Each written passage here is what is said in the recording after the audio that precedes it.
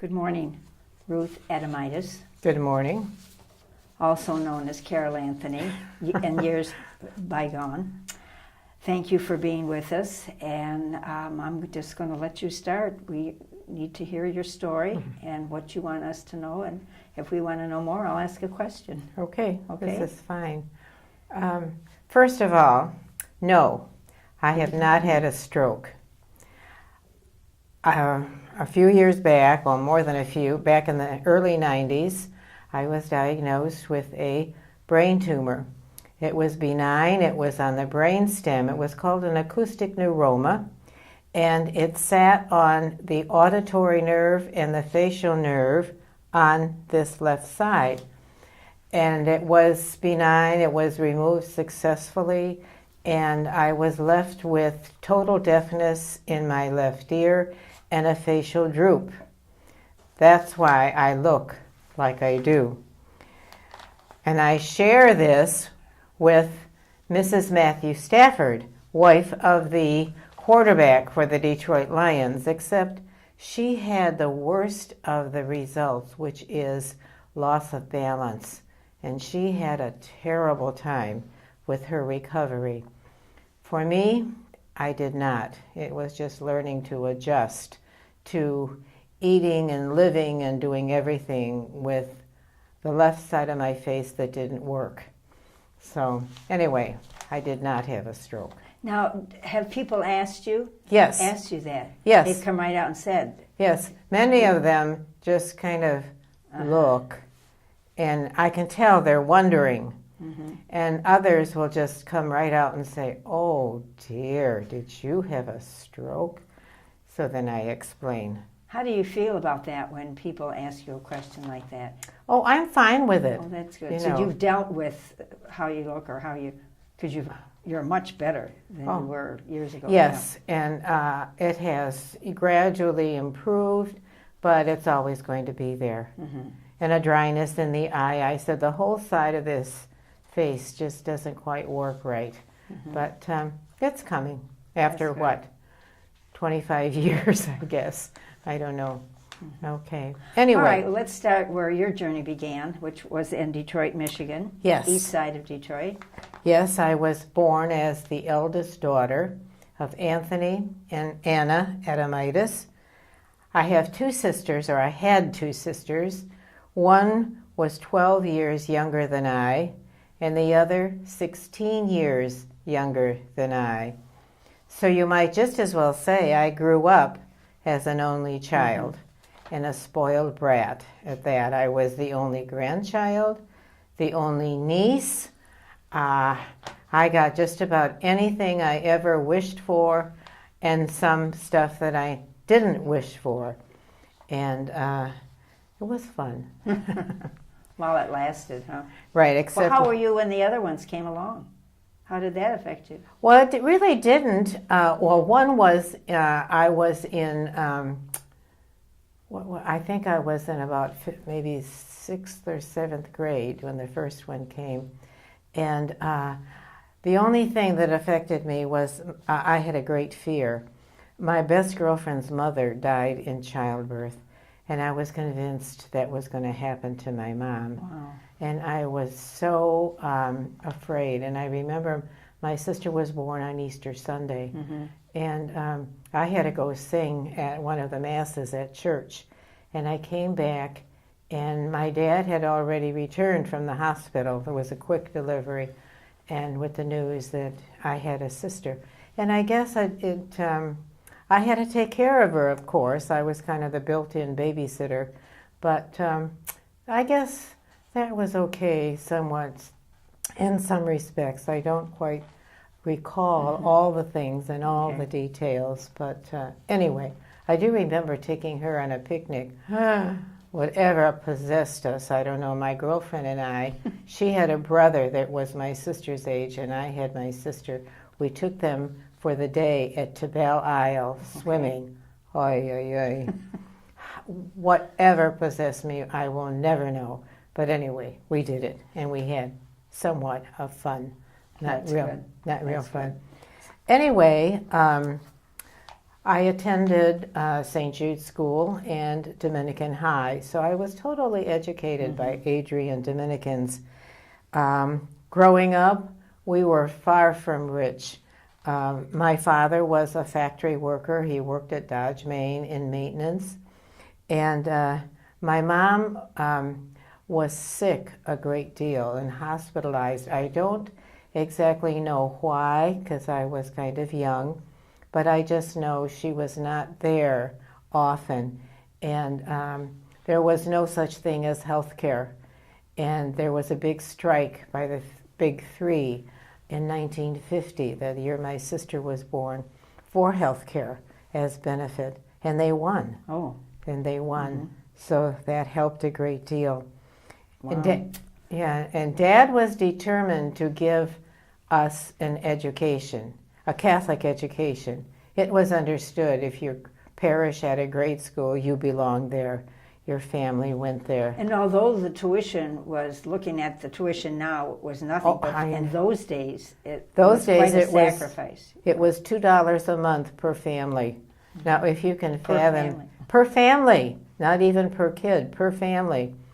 And then I remember he had this attitude. For high school, you have two choices.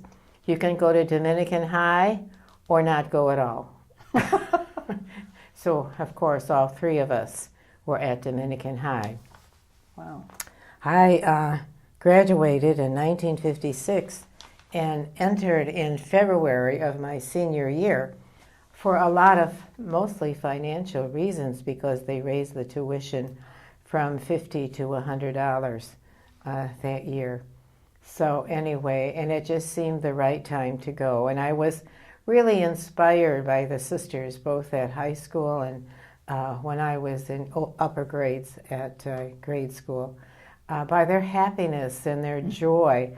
They just seemed to have this spirit with one another. When you saw them interacting, especially in high school, you could just tell. And later I found out all the fun things that they did, you know, in that convent. And there was only one lay teacher at Dominican High, the gym teacher. So, and both of those schools, Dominican was a lot of sisters, and St. Jude's oh, as well. yes. Had a lot of, yeah. When I was at St. Jude's, there was also one lay teacher, and I had her in fourth grade, Mrs. Knoll.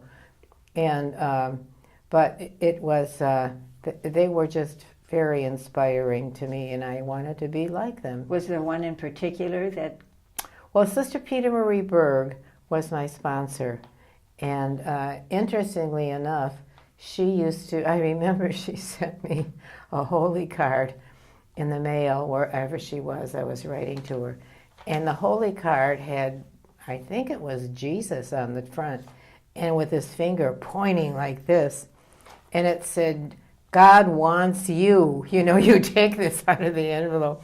But anyway, but she came back to St. Jude's the year I entered, and I thought that was interesting. So she was able to help me get together, and Sister Thomas Annette was the superior, and oh my goodness, she was so kind. I don't know, she provided so much of my things that, you know, like nighties and those funny shirts that we wore summer and winter, and, you know, all that kind of stuff. And never asked a penny from my parents, never a penny. So, but anyway, so February 2nd, 1956, I made my way to Adrian, got the postulant's veil from Sister Benedicta Marie, because Mother Gerald was in Florida, I guess doing visitation or something. But anyway, and that was the start of my Dominican journey. Excuse me. It's been quite a journey for me. Quite a journey. I taught for 18 years and had some wonderful experiences in teaching and wonderful experiences in living. I lived for 3 years in Georgetown, South Carolina, where poverty was the theme of the day. We had nothing. It was a house of 4, and I just remember the people across the street, Mrs. Beagle, once in a while she would make us a big pot of vegetable beef soup. We gloried in it. because it had big chunks of beef. We just thought that was the cat's pajamas to have that kind of soup. But anyway, I learned a lot about poverty for those 3 years. I remember we had big beds, big double beds, and when it rained, I had to keep moving my bed because the roof leaked all the time. It was quite an experience to live there. So the parish was poor as well. Oh, the parish was very poor. In Georgetown, Episcopals were the elite. Then came the Methodists. Then came the Baptists. Then came the Catholics at the bottom of the ladder. And so we were very poor. There are a lot of funny stories, but I'm not going to take time to share with you. I remember one of my favorite classes was at Melbourne, Florida, and I was there during the beginning of renewal, 66 to 68. And the children there were absolutely fun to teach. Of course, their parents were working at the Cape, and most of them, each parent had a doctorate in something unpronounceable. Well, and they were military. Yes, Yeah. And there was also the military. Yeah. They were both. But they were just well-disciplined kids at home. So they were very, very fun to teach and very loyal. There were lots of things that happened there that you could tell. They were very, very loyal to me and to the other two teachers that taught them. It was just a nice experience. That was an era at the time where parents did support teachers. Oh, yes. Not just the nuns, they supported the teachers. And the kids weren't the end-all and be-all. You know, you do what the teacher says, et cetera, et cetera. Exactly. So, yeah, that was short-lived, yeah. A funny thing, I remember I had a enlisted man's son who was a top A student. All he had to do was blink and he got an A+ on everything. And then we had a colonel's son. I had a colonel's son who was the nicest boy. But oh my gracious, he struggled and struggled just to get a C. Well, anyway, came report card time and parent conferences. The colonel came in, in full uniform, stomping into my classroom. How dare I give an enlisted man's son better grades than his son, who was the son of a colonel. I mean, I was about floored, you know.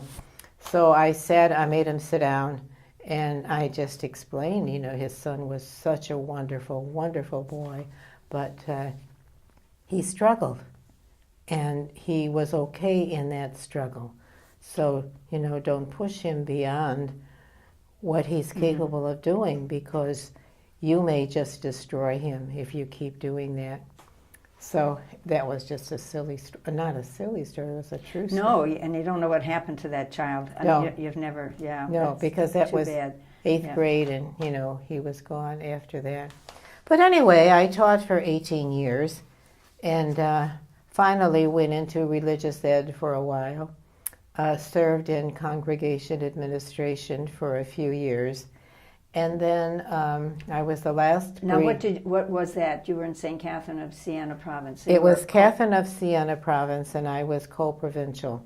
And our role in those years was to bring about the new government structure and to let the provincial system fade into oblivion. And I think we did that.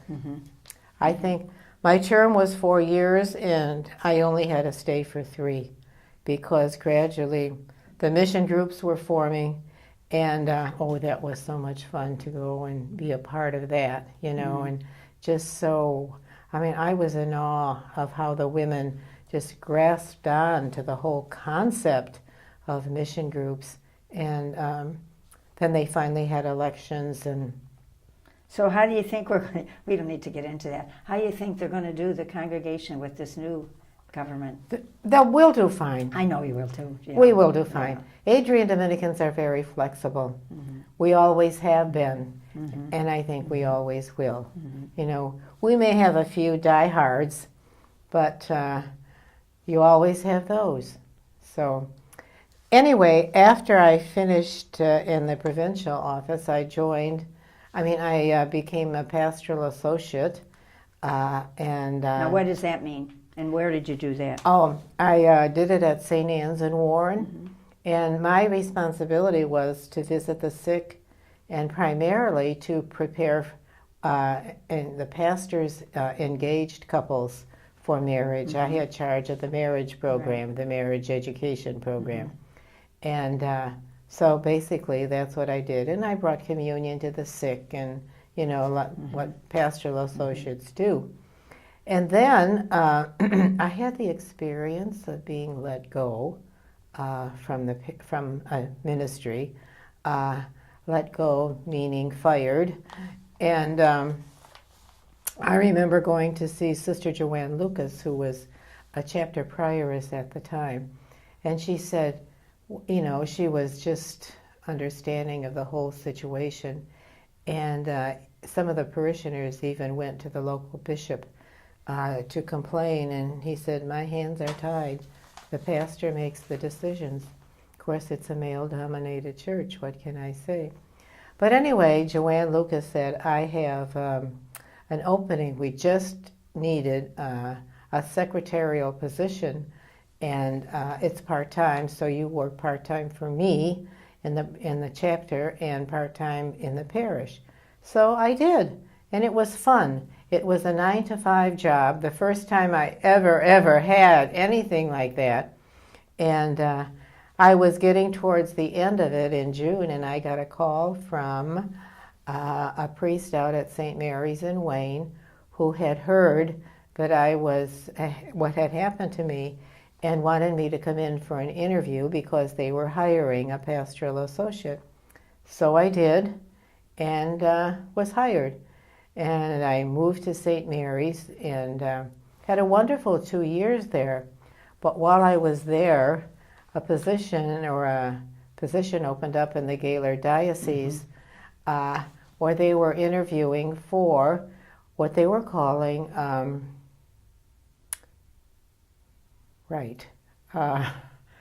Pastoral administrator? Pastoral administrators, yes. And I think there were 3 or 4 parishes that it was going to be like this grand experiment. And that was the beginning of that. That was when back in the late 80s, that was the beginning of our women taking over parishes. That's right, the beginning of it. And anyway, so I had to go through this battery of psychological testing and on and on and on. And someone said to me, do you think the priests go through that when they're, I said, ha! But anyway, Bishop Rose was just a wonderful man. This is going on YouTube, Oh, it is not. Go on. Anyway, we went, I was interviewed by all of the parishes. They had a special interview committee, and I was hired. And I was assigned to Holy Family Parish in Clacking Creek. All right. And where is Clacking or Cracking? Clacking, like K-L, Clacking. It was named for a family. Everything around there is named for a family. Clacking Creek is right in the middle between Rose City and West Branch, 7 miles on a diagonal either way. Well, of course, it was a shock to the parishioners were well prepared. They were talked to and prepared and knew that it was either me or close. Well, of course, they wanted, to remain open. Well, anyway, I arrived. And of course, everyone is, they're a little skeptical. Well, maybe even more than a little skeptical, wondering what on earth is going to happen. Mm-hmm. Well, I tell you, the parish thrived. It was a fantastic experience. I was there for 8 years, and by the time I left, it was really hard to leave. But why did you leave? Well, let me see. I went in '87, so I must have left in '94, and I just felt that I had taken the parish in my creativity as far as I could take it. Smart. we were at that time getting ready to transition to having confirmation before First Eucharist. And so that was a big job to do, and we did it. I had a wonderful DRE, and together we did it. It was a good experience. So anyway, I'll come back to the next assignment a little later, where I was there only 2 years. And then I was offered a position in the Saginaw Diocese. Well, at that time, oh my stars, everybody was clamoring to get into the Saginaw Diocese to work for Ken Untner. I mean, you would scrub floors if it meant you got to work for Ken Untner. Well, I was to be in charge of 2 parishes, St. Michael's. For those that might not, that are watching this, who do not know Ken Untner, what was his position in Saginaw again? He was Bishop, and the most forward-looking bishop, I think, of the whole Right. of all of them, at least in the States. Mm-hmm. And they used to say he would never move out of Saginaw because he was so forward-looking. And he was the one that opened up preaching for women, and he even had a lay preacher program. I remember I sent one of our parishioners from St. Michael's in Wilmot to have preaching training, and about every couple of months he gave the homily at Sunday Mass. Well, of course, his family was all in the front row. They were so proud of him. But he did very well. Mm-hmm. But anyway, so it was just great to work for him. So I was there until 2003 when I retired. I went to Ken and I said, I've been at this since 1987, and I feel that being on duty 24/7, I've given my all, and I think it's time for me to let it go. And he said, he was so sweet, he said to me, Ruth, he said, you are going to stay in Saginaw, are you not? We need people like you just to be here. Wow. Well, of course, I said. I had, at that point, my mother was deceased. My one sister was out living in New Mexico, mm-hmm. and I was really not close to my youngest sister, right. Much less to my middle sister. I really didn't know them. I was gone when they grew up. So I said, well, nothing is keeping me from being in Saginaw. So Sister Jerry Maloney and I, Jerry at the time was living at Wilmot and helping me out. She mm-hmm. was retired mm-hmm. already. So we moved to Saginaw, and this was our story. Mm-hmm. How much? And then what brings you to Adrian? You transitioned permanently here in Adrian. Well, I came down with a very bad infection in my leg, mm-hmm. and I had to have IV therapy, so that they don't do IVs here at Maria. So I was at another facility in Saginaw where I had to have an IV drip every 3 times a day. Mm-hmm. And when I was just about finished with that, the insurance company, oh yes, sent me a notice that at such and such a day I was going to finish the IV therapy, and I had 24 hours to vacate to find another place to go. So God bless Carol Jean Kesterke. I called her, my chapter prioress, and she says, oh, Ruth, she said, not to worry. So I finished the therapy on Ash Wednesday. The next day, 10:30 in the morning, I'm out. We are blessed, truly, that many people are told they have to be out 24 hours, and where do they go? How lucky we are. Oh, we are, Right. What would folks do? As you look back, you've had a varied career of ministry, a very, very ministerial mm-hmm. career. Is there one specific time or something that's just very memorable for you as you look back? Because as we prepare to do this story, I think something jumps out at us and say, oh my mm-hmm. gosh, I forgot about that. Mm-hmm. Can you think of anything? Well, I guess. I think my experiences as pastoral administrator probably were the highlights of my career. Mm-hmm. I do want to mention this because I think it's funny. Something that nobody knows about me. Good, okay. I have a terrible fear of heights. Just awful. I mean, it's almost psychotic. But anyway, one time I was visiting my cousin David and his family in St. Louis, Missouri. And of course, we have to go sightseeing, right? And what do you sightsee? The arch, okay? And unbeknownst to me, you could go to the top of the arch. Well, I'm like, okay. I mean, you don't want to seem like you're an idiot when you see sissy, yeah. Yeah, sissy, exactly. So anyway, you get in this thing, and it reminded me of a clothes dryer. You're knee to knee with about 3 or 4 other people, and they close the door, and off you go in the dark. And because the arch is not straight up, it goes on a curve, you go and you jerk, and then you go and you jerk, and you go and you jerk. I'm like, okay, Ruth, just hang on to your lunch, hang on to everything. Well, anyway, we get out, the elevator or the door or whatever opens, and we get out, and I hear this rumble, and the whole arch is swaying like this.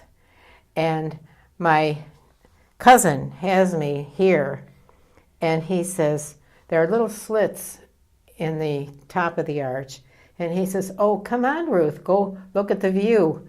And I'm like, I swear my shoes were nailed to the floor. I could not move. And I said, David, I can't do this. I got to get out. I've got to get out of here.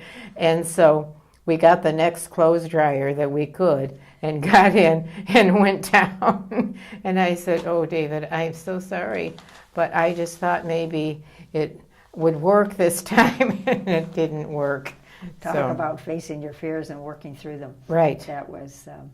What's the best piece of advice you've ever received? The best piece of advice. From family or ministry? From my dad. When I entered, I remember he was hugging me goodbye that day. And my best girlfriend next door had gone to the prep school and was home in a couple of months. And he said to me, Ruth, he said, you'll always be welcome back. He said, but give it your best. Give it your best try. Mm-hmm. And then let's see what happens. Just give it your best. And that's what I always try to do. I'll never forget that. Wonderful. Wonderful. Very profound from your father. How do you want to be remembered? Well, I'd like to be remembered as someone who gives life. Mm-hmm. I think I have a pretty good sense of humor, which I bring. And I bring it here especially because sometimes there are people who don't want to be here in Maria. There are people who are angry because they're here. And there are people who just say, well, I'm here, I got to make the most of it. But I look at it as, okay, this is the next era of my life. I don't know where it's all going to go, right. But I'm giving it my best shot. Mm-hmm. And one of the Sundays I was here that we had the quiet Sunday, I remember thinking to myself, okay, Ruth, you got to stop being a wimp and participate and move with occupational and physical therapy. And you get on those 2 feet and you walk. And that was my conclusion, and that's what I've been trying to do. Mm-hmm.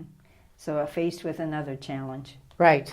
And you do the best you can. Do the best you can. That's all. Our best is good enough, right? Yes. Well, anything else that you want to tell us? Any other secrets? No, I don't think I have other secrets. No.